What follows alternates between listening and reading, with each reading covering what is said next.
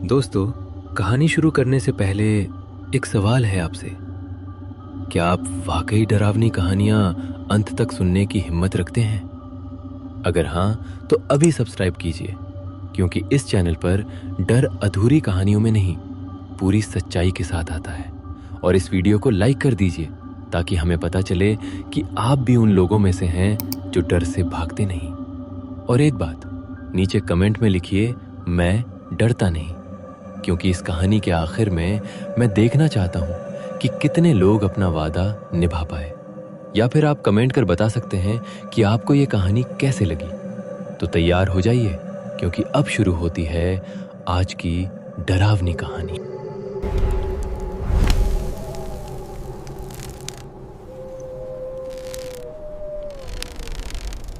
कुछ जगहें नक्शों पर तो होती हैं, पर वक्त के पन्नों से मिटा दी जाती हैं। झारखंड का कलपतरा रेलवे स्टेशन भी ऐसी ही एक जगह है। यहाँ ट्रेनें रुकती नहीं, बस गुजर जाती हैं। लेकिन उस रात किस्मत विनीत को उसी प्लेटफॉर्म पर उतारने वाली थी जहां मौत खामोशी से इंतजार कर रही थी।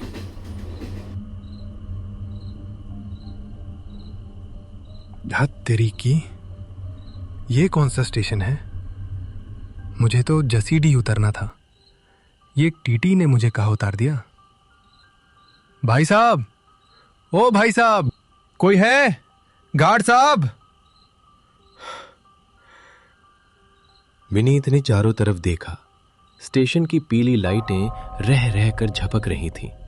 हवा में लोहे के जंग और सड़ी हुई पुरानी लकड़ी की गंध थी। तभी विनीत को लगा कि कोई उसे देख रहा है। ऊपर लगे पुराने टीन के शेड पर कुछ गिरा। धप। वहां कोई है क्या? देखिए, मुझे गेस्ट हाउस जाना है। क्या कोई सवारी मिलेगी?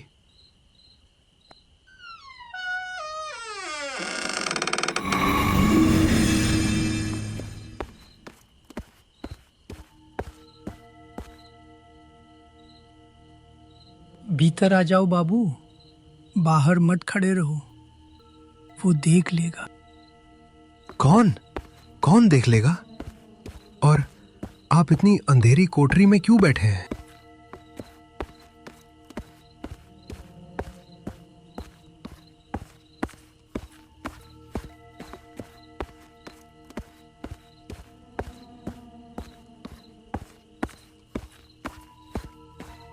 विनीत जैसे ही कैबिन के अंदर गया, उसने देखा कि स्टेशन मास्टर पसीने से तरबतर था।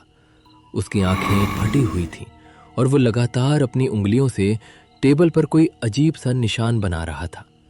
केबिन में रखे पुराने टेलीग्राफ मशीन से अचानक अपने आप टिक टिक की आवाज आने लगी, जैसे कोई मुर्दा संदेश भेज रहा हो। वो देखिए, बाहर कोई लाल लालटेन लेकर खड़ा है। शायद वो कुली है। मैं उससे पूछ कर आता हूं। नहीं, रुक जाओ, उसकी तरफ मत देखना। वो कुली नहीं है, वो लाल लालटेन वाला है। अगर उसने तुम्हें देख लिया तो वो तुम्हें पटरी के उस पार ले जाएगा, जहां से आज तक कोई वापस नहीं आया। साहब, टिकट दिखाओ। साहब। विनीत की रूह कांप गई। उसने खिड़की के कांच से बाहर झांका। लालटेन की रोशनी में उसे एक चेहरा दिखा, जिसका निचला जबड़ा गायब था और उसकी आंखों की जगह सिर्फ काले गड्ढे थे। वो धीरे धीरे खिड़की की तरफ बढ़ रहा था। क्या विनीत इस रात की सुबह देख पाएगा? विनीत अब उस छोटे से कैबिन में बंद था। बाहर लाल लालटेन वाला साया खड़ा था और अंदर एक रहस्यमयी स्टेशन मास्टर। हवा में घुटन बढ़ती जा रही थी और मौत की दस्तक अब खिड़की के कांच पर सुनाई दे रही थी। साहब, सिग्नल हरा हो गया, बाहर निकलो। मास्टर जी, वो खिड़की के पास खड़ा है। वो अंदर आने की कोशिश कर रहा है। पुलिस को फोन लगाइए प्लीज। फोन काम नहीं करेगा बाबू। इस स्टेशन की लाइनें 1990 में ही काट दी गई थी। यहाँ जो आता है वो अपनी मर्जी से नहीं, उनकी मर्जी से आता है। क्या मतलब? ये ट्रेन मुझे यहां उतार कर क्यों गई? और आप मुझे डरा क्यों रहे हैं? विनीत की नजर अचानक मेज पर पड़ी एक पुरानी अटेंडेंस रजिस्टर, हाजिरी रजिस्टर पर गई। उसके हाथ कांप रहे थे। उसने हिम्मत जुटाकर रजिस्टर अपनी तरफ खींचा। जैसे ही उसने पन्ना पलटा, उसके पैरों तले जमीन खिसक गई। ये क्या है? इस रजिस्टर में आज की तारीख लिखी है 9 जनवरी, और यहां मृत्यु वाले कॉलम में मेरा नाम क्यों लिखा है? क्योंकि बाबू, इस स्टेशन पर वही उतरता है जिसका वक्त पूरा हो चुका होता है। जरा गौर से देखो, मेरी तस्वीर भी उसी पन्ने पर है। विनीत ने टॉर्च की रोशनी स्टेशन मास्टर के चेहरे पर डाली। रोशनी पड़ते ही उसे दिखा कि मास्टर का आधा चेहरा झुलसा हुआ था, जैसे किसी तेजाब या आग ने उसे जला दिया हो। उसकी वर्दी पर खून के सूखे धब्बे थे। वो कोई इंसान नहीं, बल्कि एक रूह थी जो सालों से इस कैबिन में कैद थी। अगर बचना चाहते हो तो उस रिकॉर्ड रूम में जाओ। वहां एक पुरानी चाबी है। वो चाबी इस स्टेशन के पिछले गेट की है। भाग सको तो भाग लो, क्योंकि वो लालटेन वाला अब अंदर आ रहा है। विनीत के पास सोचने का वक्त नहीं था। एक तरफ जलता हुआ मुर्दा स्टेशन मास्टर था और दूसरी तरफ वो साया जो दरवाजा तोड़कर अंदर घुसने वाला था। विनीत अंधेरे में टटोलते हुए उस रिकॉर्ड रूम की तरफ भागा, जहां हजारों मुसाफिरों की फाइलें दबी थीं। वो फाइलें जो कभी स्टेशन से बाहर नहीं जा पाए।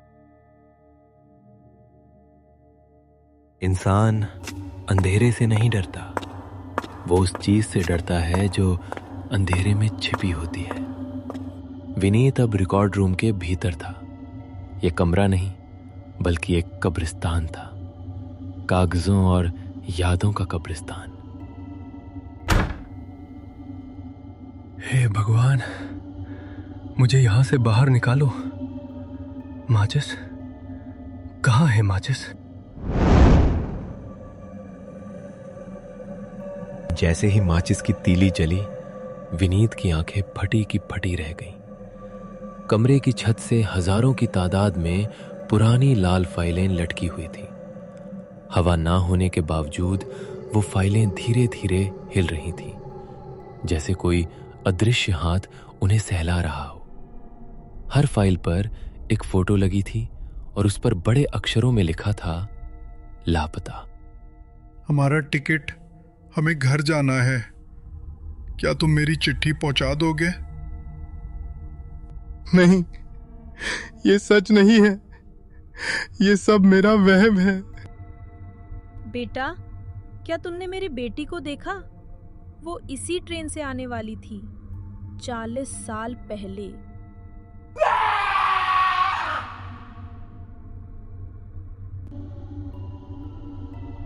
चाबी? मास्टर ने कहा था यही चाबी है। कहाँ है वो? तभी विनीत का हाथ एक ठंडी चिपचिपी चीज पर पड़ा।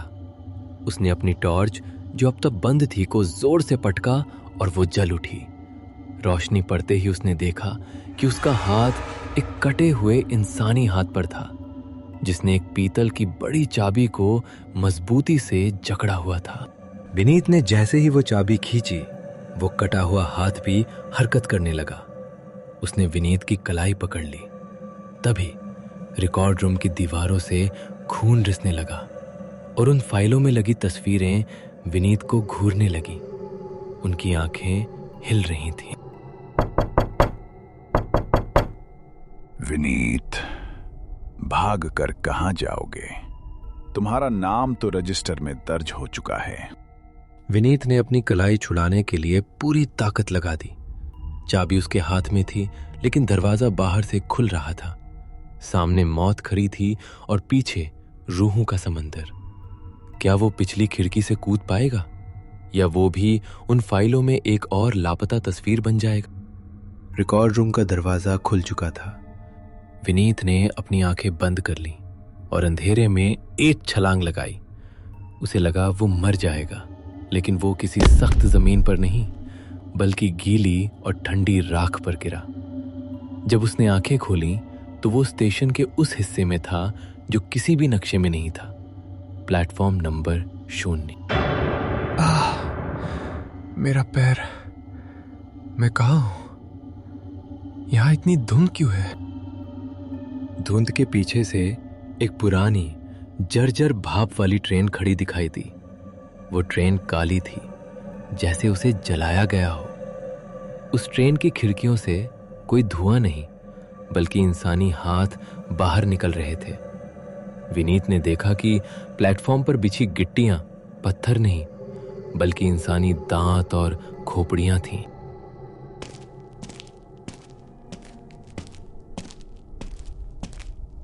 मुसाफिर, तुम्हारी गाड़ी आ गई है।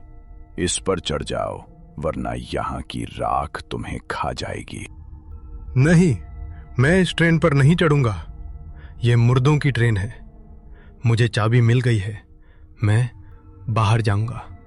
बाहर? बाहर कोई दुनिया नहीं बची विनीत। तुम उस वक्त मर चुके थे जब तुम ट्रेन से उतरे थे। तुम बस इसे स्वीकार नहीं कर पा रहे। लालटेन वाले ने अपना हुड पीछे किया। विनीत की चीख निकल गई।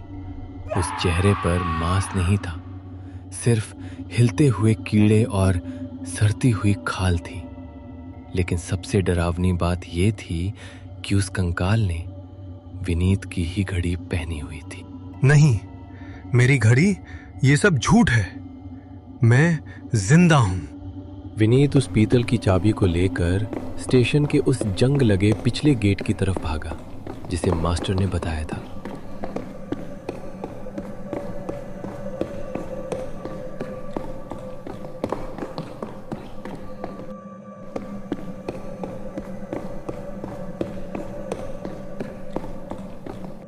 जैसे ही उसने चाबी ताले में डाली, उसे महसूस हुआ कि किसी ने उसका टखना पकड़ लिया है।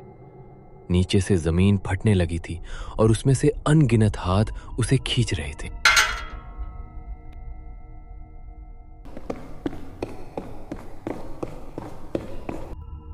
ये रास्ता सच की तरफ जाता है विनीत। कूद जाओ या हमेशा के लिए हमारा हिस्सा बन जाओ। विनीत उस गेट के सामने खड़ा था।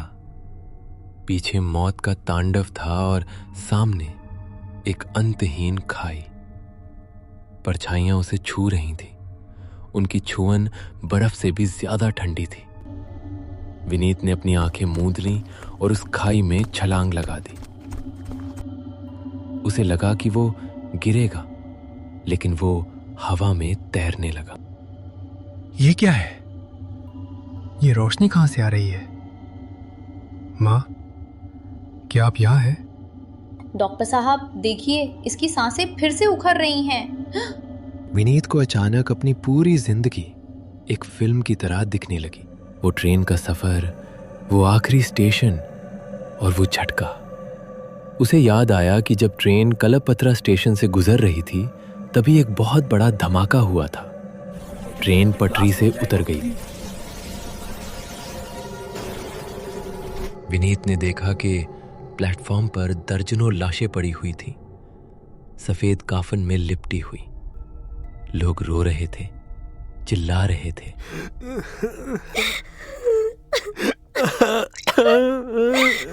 और तभी उसकी नजर एक लाश पर पड़ी, जिसका चेहरा खुला हुआ था।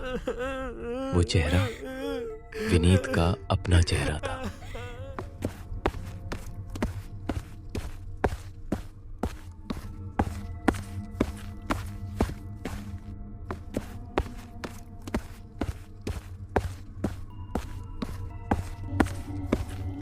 अब समझ आया मुसाफिर, तुम उस रिकॉर्ड रूम में अपनी मौत का सर्टिफिकेट पढ़ रहे थे। तुम भाग नहीं रहे थे, तुम बस अपनी रूह को जिस्म से जुदा होने से रोक रहे थे। तो वो स्टेशन मास्टर, वो रिकॉर्ड रूम? वो सब इस स्टेशन के पहरेदार हैं। जो यहां मरता है उसे यही रजिस्टर होना पड़ता है। तुमने भागने की कोशिश की, इसलिए मैंने तुम्हें अपना असली रूप दिखाया। लालटेन वाले ने अपनी लालटेन ऊपर उठाई। उसकी रोशनी में विनीत ने देखा कि स्टेशन के चारों तरफ हजारों हाथ जमीन से बाहर निकले हुए थे, जो विनीत के पैरों को जकड़ने के लिए बढ़ रहे थे। ये वो लोग थे जो बरसों पहले यहां मरे थे और अब विनीत को अपना हिस्सा बनाना चाहते थे। मुझे वापस जाना है। मेरी माँ मेरा इंतजार कर रही होगी। मुझे एक मौका दो। मौका सबको मिलता है विनीत, लेकिन यहां से वापसी का रास्ता केवल वो लाल ट्रेन है जो अभी प्लेटफॉर्म पर खड़ी है। अगर तुम उस पर नहीं चढ़े तो तुम यहीं इसी राख में मिल जाओगे। विनीत ने देखा कि वो काली जलती हुई ट्रेन फिर से प्लेटफॉर्म पर आ रही थी। उसके इंजन से आग की लपटें निकल रही थीं।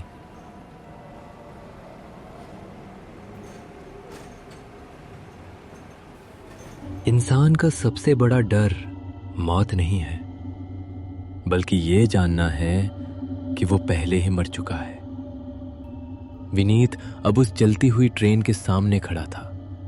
धुएं के गुबार के बीच से इंजन का दरवाजा खुला और वहां से वो बाहर निकला जिसे देखकर विनीत के दिल की धड़कन रुक गई।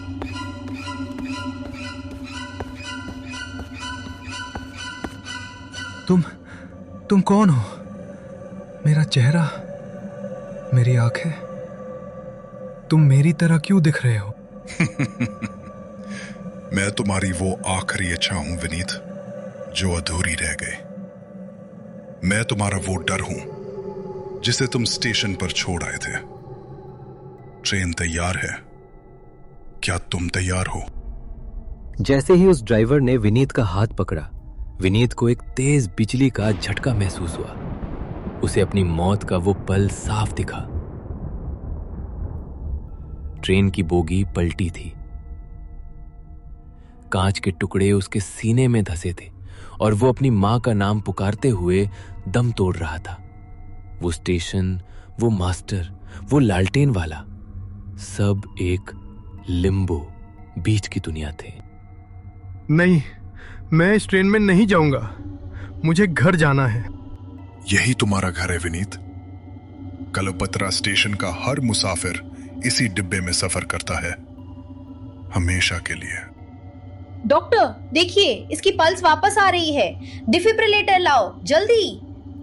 विनीत को लगा जैसे कोई उसे अपनी तरफ खींच रहा है।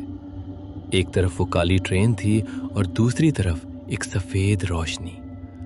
उसने अपनी पूरी ताकत लगाई और उस ड्राइवर का हाथ झटक दिया। मैं मरना नहीं चाहता। मैं मरना नहीं चाहता। शांत हो जाओ विनीत, तुम सुरक्षित हो। तुम 3 दिनों से कोमा में थे। ट्रेन एक्सीडेंट में तुम अकेले बचे हो। वो स्टेशन, लालटेन। तुम शायद कोई सपना देख रहे थे। वहां कोई स्टेशन नहीं था। तुम्हारी ट्रेन तो घने जंगल में पटरी से उतरी थी। विनीत को लगा सब कुछ खत्म हो गया। उसने चैन की सांस ली, लेकिन जैसे ही नर्स ने उसका कंबल ठीक किया, विनीत की नजर अपने हाथ पर पड़ी। उसके हाथ में अभी भी वही पुरानी पीतल की चाबी थी और कमरे के कोने में साये के बीच एक पुरानी लाल लालटेन जल रही थी। विनीत बच तो गया था, पर क्या वो वाकई वापस आया था, या वो लालटेन वाला अब उसके साथ ही इस दुनिया में आ चुका था? अगली बार जब आप किसी सुनसान स्टेशन पर अकेले हों तो पीछे मुड़कर मत देखना। शायद कोई आपका टिकट मांग रहा हो।